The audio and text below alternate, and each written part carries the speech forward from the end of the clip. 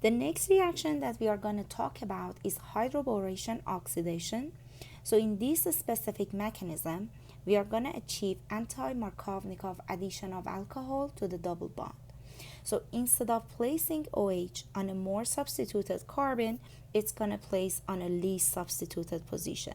So OH will be added here in a least substituted position, and hydrogen will be added to the more substituted carbon. Basically, in hydroboration oxidation, we are still adding hydrogen and OH across the pi bond, but in anti-Markovnikov fashion. So let's make a note of that. So in this reaction, OH will be added to the less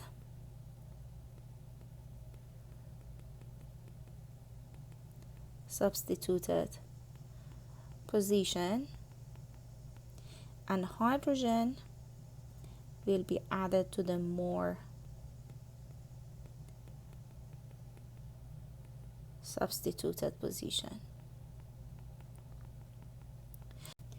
So an example of reagents that we are going to use for this reaction are BH3THF in the first step, and then we are going to add hydrogen peroxide and sodium hydroxide in the second step. So we cannot do these steps together. We do the first step, isolate the product, and we perform the second step. And the product for this reaction, as I just mentioned, is anti-Markovnikov product, where the OH is added to the least substituted carbon. So THF here is tetrahydrofuran. It is the solvent, the structure of THF.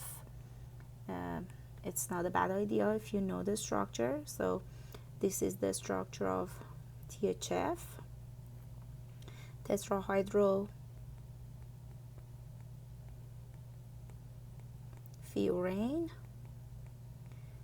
and it is the solvent here. And if you have noticed, in the second step, we are going to add hydrogen peroxide. So if you remember, it is similar to hydrohalogenation, where we use alkyl peroxide, and the result for that reaction was also anti-Markovnikov product. So whenever we are using peroxide, we should expect addition of functional groups in an anti-Markovnikov fashion. So in this reaction, we are not going to go over the mechanism in details, but there are some important notes about the mechanism to discuss. The first thing is about the stereochemistry of the reaction. So we have syn addition in this reaction, meaning that hydrogen and OH are adding to the substrate from the same side. So that syn addition means hydrogen and OH are adding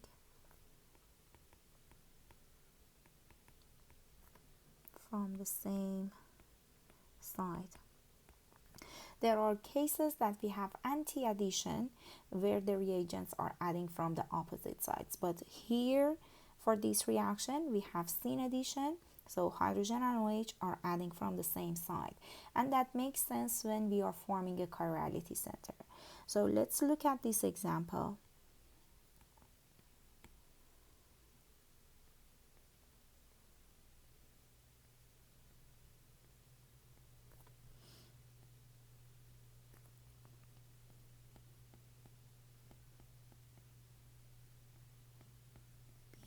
BH3THF, and in the second step we are going to add hydrogen peroxide and sodium hydroxide.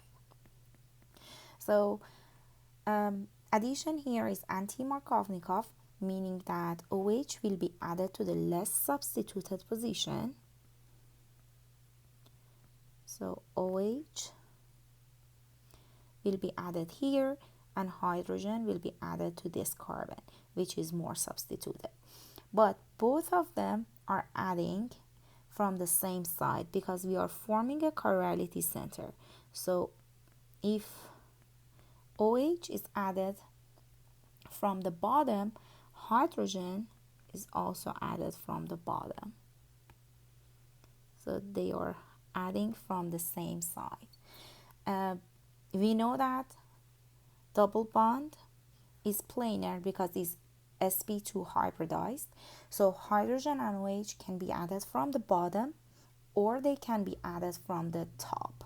So we are going to form the enantiomer for this molecule as well. So we are going to have two products, a mixture of enantiomers. So hydrogen will be added from the top and OH will also be added from the top. They are adding from the same side. Now, why addition is seen and why is happening through anti-Markovnikov fashion? To answer these questions, we need to look at the transition state in the first step. So during the first step, we are going to form a complex by coordination of the double bond to the borane. Borane is BH3. So if the addition want to happen through Markovnikov fashion, hydrogen must be added to the less substituted carbon and boron should be added to the more substituted carbon. Now in this transition state, we have a lot of steric hindrance because boron is much larger than hydrogen. Therefore, what's happening? Boron will be added to the less substituted carbon and hydrogen will be added to the more substituted carbon to reduce that steric hindrance. Now, hydrogen and boron, they belong to the same molecule. Therefore, if they want to be added to the double bond, they need to be added from the same side. They cannot be added from the opposite side. Therefore, addition is seen in this reaction. Now, let's look at the transition state for the previous example that we just talked about. So, in the previous example, what's happening? We have borane. So hydrogen will be added to the more substituted position and BH2 will be added to the less substituted position to form this transition state.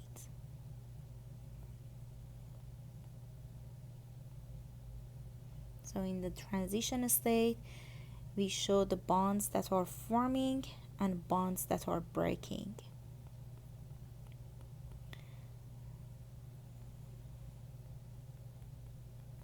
So the double bond is breaking and the bond between the more substituted carbon and the hydrogen and the less substituted carbon and the boron is forming. Also the bond between the hydrogen and boron is breaking. So this is the transition state here. And therefore we are going to form this intermediate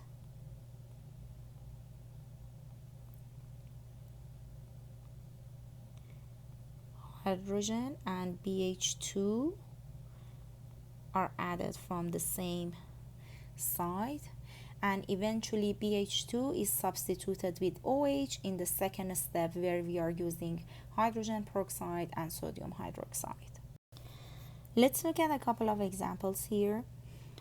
So in the first example, we see BH3THF in the first step and hydrogen peroxide and sodium hydroxide in the second step. When you see these reagents on arrow, you need to think about hydroboration-oxidation process.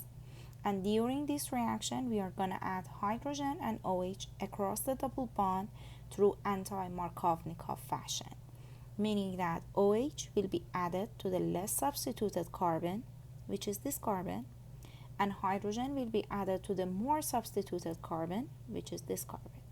So let's draw the product.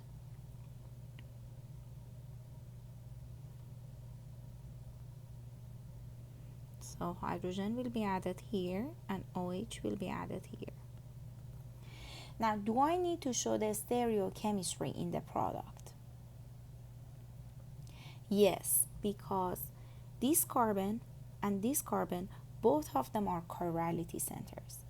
And to show the stereochemistry, we know that addition is seen in hydroboration and oxidation. So OH and hydrogen will be added from the same side. So I'm gonna draw both in wedge, meaning that they both were added from the same side. And also we are gonna form its enantiomer if hydrogen and OH be added from the bottom.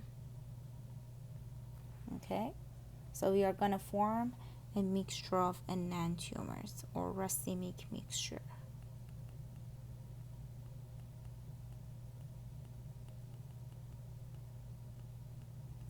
Now let's look at the second example. So again, the same process, OH will be added to the less substituted carbon, which is this one, and hydrogen will be added to the more substituted carbon, which is this carbon. So let's draw the product.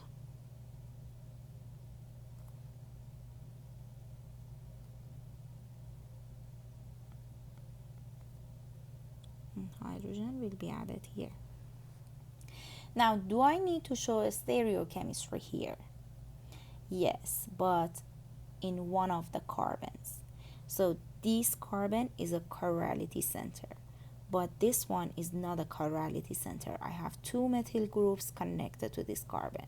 So I only need to show the stereochemistry on this carbon.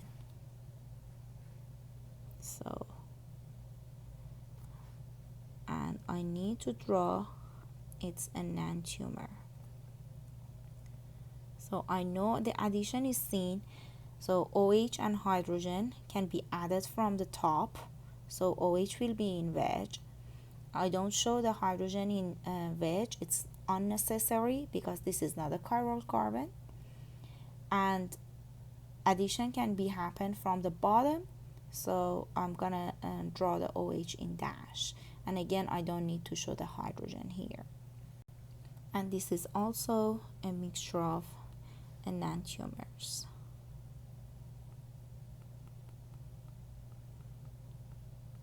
But I only need to show the stereochemistry in one of the carbons.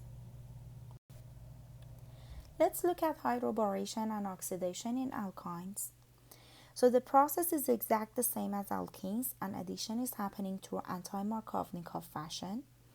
However, alkynes possess two pi bonds, and in order to prevent the second addition of OH across the alkyne, we are gonna use a sterically hindered borane reagents, and we specifically call them dialkyl boranes.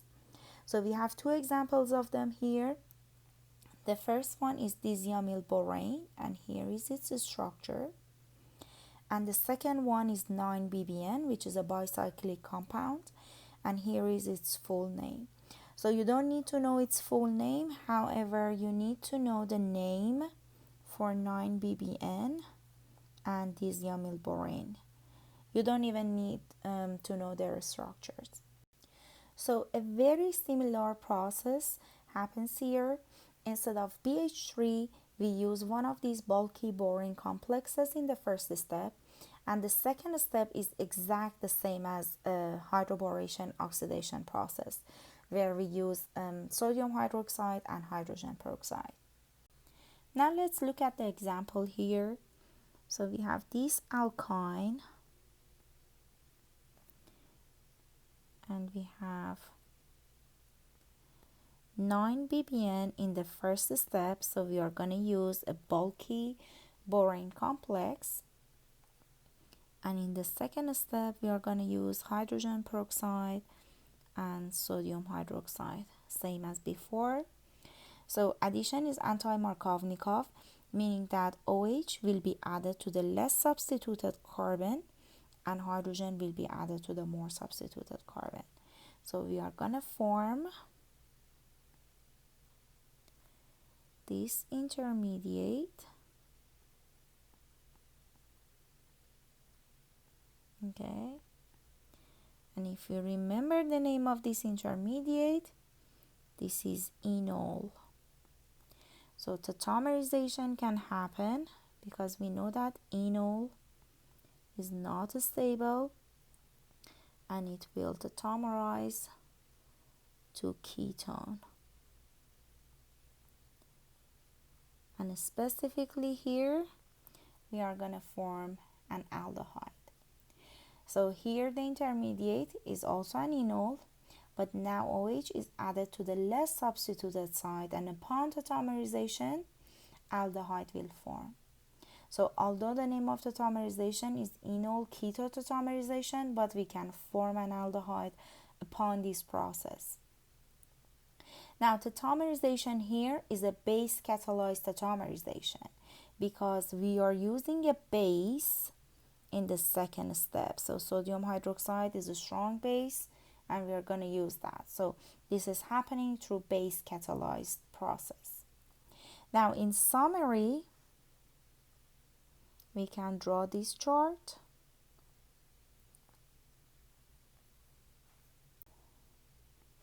Imagine if we have this alkyne. The alkyne can react with sulfuric acid, water, and catalytic amount of HgSO4. So we are gonna make the ketone, and addition is Markovnikov. However, if we use alkyl borane, dialkyl borane,